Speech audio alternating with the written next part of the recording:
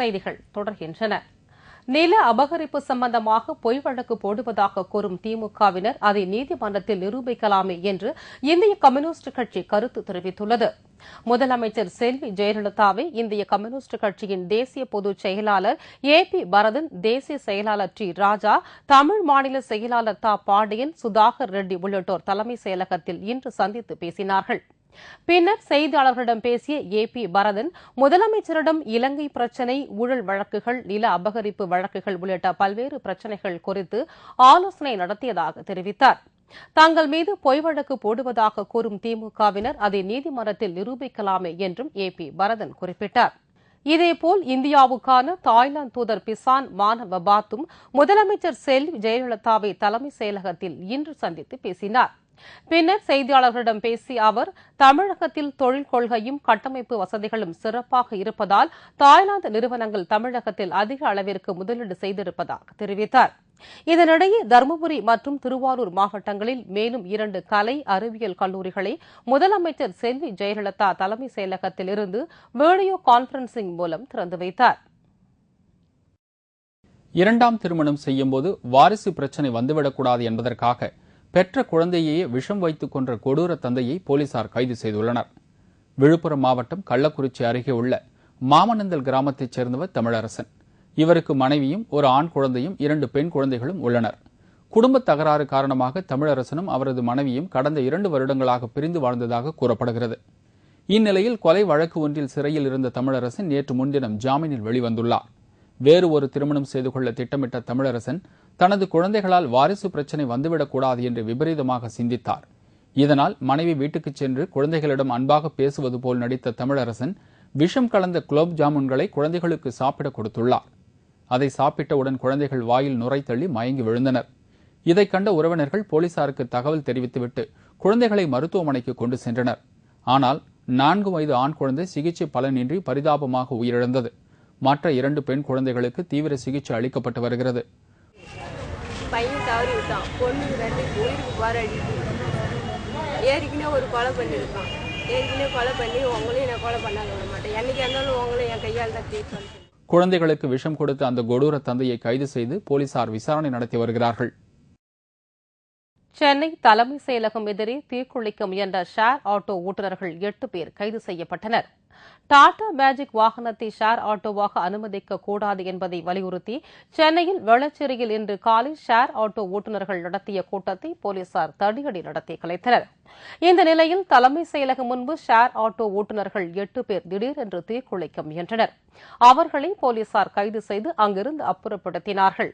சென்னை போரூர் பகுதியில் இன்று மாலை ஷேர் ஆட்டோ ஓட்டுநர்களுக்கும் டாடா மேஜிக் வாகன ஓட்டுநர்களுக்கும் இடையே மோதல் ஏற்பட்டது. இதில் 2 டாடா மேஜிக் வாகனங்கள் அடித்து நொறுக்கப்பட்டன. சம்பவம் குறித்து போலீசார் விசாரணை நடத்தி வருகிறார்கள். திருப்பூரில் முறையாக சம்பளம் வழங்க வேண்டி 108 அவசர ஆம்புலன்ஸ் தொழிலாளர்கள் மாவட்ட ஆட்சியர் அலுவலகத்தை முற்றுகையிட்டு போராட்டம் நடத்தினார்கள். திருப்பூர் மாவட்டத்தில் 12 ஆம்புலன்ஸ் வாகனங்கள் இயங்கி வருகின்றன. இதில் வேலை செய்யும் 48 ஊழியர்களுக்கு கடந்த 3 ஆண்டுகளாக குறைவான சம்பளம் வழங்குவதுடன் அதனை முறையாக வழங்குவது இல்லை. அதிக நேர வேலை பளுவும் உண்டு. முறையாக சம்பளம் வழங்க வலியுறுத்தி தொழிலாளர்கள் திருப்பூர் மாவட்ட ஆட்சியர் அலுவலகத்தை முற்றுகையிட்டு போராட்டம் நடத்தினார்கள். கோரிக்கையாக சம்பளம் அட்லீஸ்ட் ஒரு 10,000 ரூபாய் கொடுக்கணும் அப்படின்னு சொல்லி ஒரு கோரிக்கை வச்சுருக்கோம். ரெண்டாவது விஷயம் பார்த்தீங்கன்னா 12 மணி நேரம் அளவு ஒரு தொழிலாளர் சட்டத்தின் படி 8 மணி நேரம் தான் வேலை செய்யணுங்கிற போது எங்களுக்கு 12 மணி நேரம் அந்த 3 வருஷமாக 12 மணி நேரமாக வேலை வாங்கிட்டு இருக்காங்க. இது போக எக்ஸ்ட்ரா நேரம் டியூட்டிக்கும் தகுந்த ஊதியம் இது வரைக்கும் எங்களுக்கு சரியாக வழங்கப்படவில்லை. அதன் பின்னர் மாவட்ட ஆட்சியரை சந்தித்து கோரிக்கை மனு அளித்தனர். குடியாத்தம் அருகே ராமாபுரம் கிராமத்தில் கோழி பண்ணையில் தீப்பிடித்ததால் சுமார் 8500 கோழிகள் தீயில் கருகின.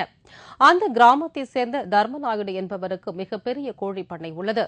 இந்த நிலையில் நேற்று நள்ளிரவு மழை பெய்து கொண்டிருந்த போது கோழி பண்ணையில் திடீரென்று இடி தாக்கியது. இதில் கோழி பண்ணை தீப்பிடித்து எரிந்தது. இதனால் பண்ணையில் இருந்த 8500 கோழிகள் தீயில் கருகி போயின. பண்ணைக்குள் வைத்திருந்த கோழி தீவன மூட்டைகளும் எரிந்து நாசமாயின. குன்னூரில் நடைபெற்ற தேமுதிக செயல் வீரர்கள் கூட்டத்தில் கேப்டன் பிறந்தநாள் விழாவை சிறப்பாக கொண்டாடுவது என தீர்மானம் நிறைவேற்றப்பட்டது. நீலகிரி மாவட்ட செயலாளர் செல்வராஜ் தலைமையில் நடைபெற்ற செயல் வீரர்கள் கூட்டத்தில் கேப்டன் பிறந்த நாளை சிறப்பாக கொண்டாடுவது உள்ளாட்சித் தேர்தலில் வெற்றி பெற முழு மூச்சுடன் களப்பணியாற்றுவது உள்ளிட்ட பல்வேறு தீர்மானங்கள் நிறைவேற்றப்பட்டன. இதேபோல் நாமக்கல் மாவட்டம் கொல்லிமலை ஒன்றிய தேமுதிக செயல் வீரர்கள் கூட்டம் நடைபெற்றது. இதில் மாவட்ட செயலாளரும் திருச்செங்கோடு சட்டமன்ற உறுப்பினருமான சம்பத்குமார், சேந்தமங்கலம் சட்டமன்ற உறுப்பினர் சாந்தி ராஜமாணிக்கம் உட்பட கழக நிர்வாகிகள் மற்றும் தொண்டர்கள் கலந்து கொண்டனர்.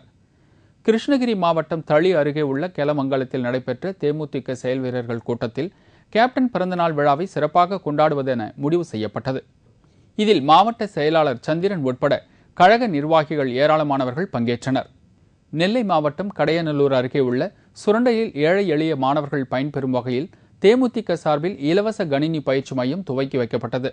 இந்நிகழ்ச்சியில் நெல்லை மேற்கு மாவட்ட செயலாளர் ஐயம் பெருமாள் உட்பட பலர் பங்கேற்றனர்.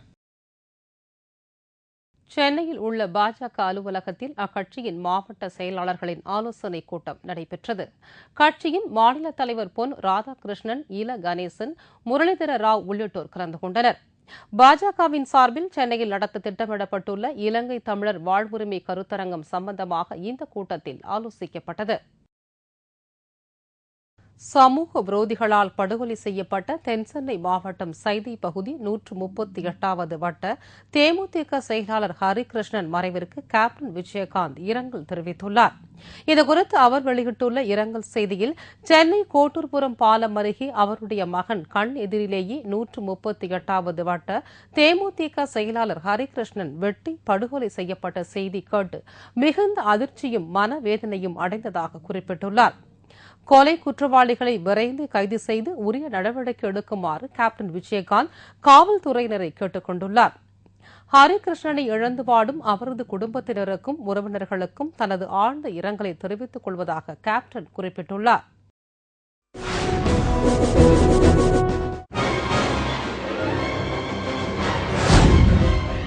நமது கேப்டன் டிவியின் 600 தொலைபேசி எண்ணுக்கு மக்கள் ஆர்வத்துடன் தங்கள் புகார்களை தெரிவிக்கின்றனர்.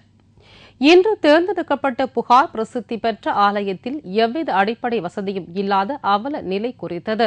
ராமநாதபுரம் மாவட்டம் பரமக்குடி அருகில் உள்ள நயினார் கோயில் அருள்மிகு நாகநாதர் சுவாமி கோயில் தமிழ்நாட்டில் 3ஆம் இடம் பிடித்த திருக்கோயிலாகும்.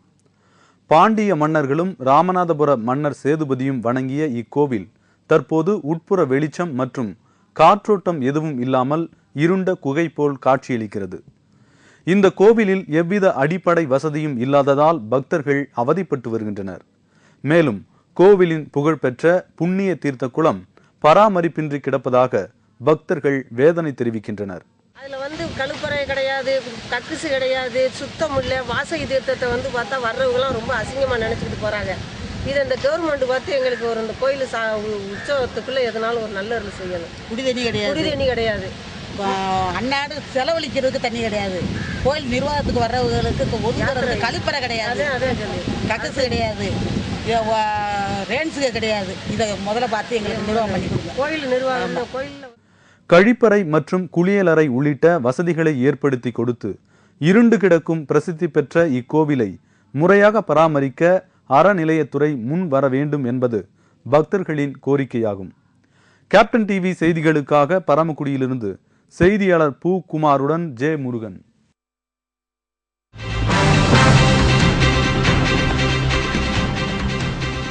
விபத்தில் காலை இழந்த சீன வாலிபரின் கண்கவர் நடன நிகழ்ச்சி. மாற்றுத்திறனாளிகளுக்கு நடன பயிற்சி அளிக்கவும் திட்டம். விவரம் இடைவேளைக்கு பிறகு.